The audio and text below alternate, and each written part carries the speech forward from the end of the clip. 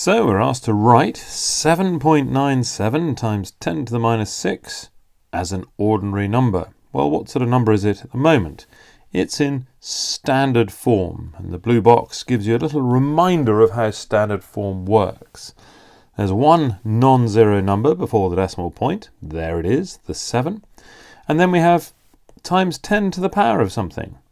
And that something, the question mark, is positive for big numbers, numbers bigger than 1, and it's negative for little numbers, numbers less than 1.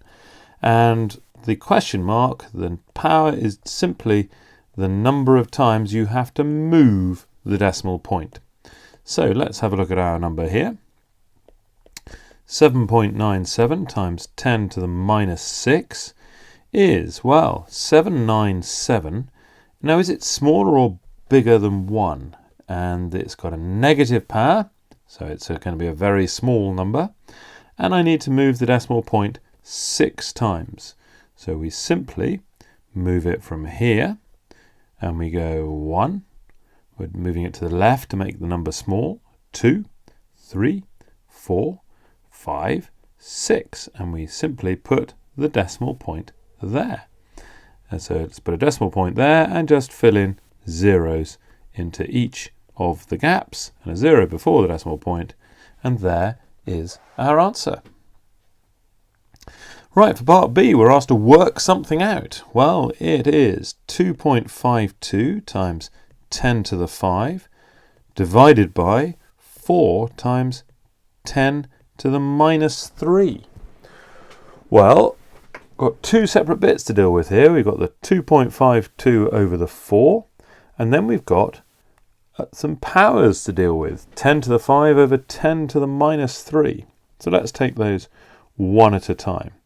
Let's do 4 into 2.52. Well, let's just do 252 to start with. Bit of simple division. 4 into 2 doesn't go, but 4 into 25 goes 6 times. But 6 4s are only 24, so there's 1 left over, and 4 into 12 goes 3 times.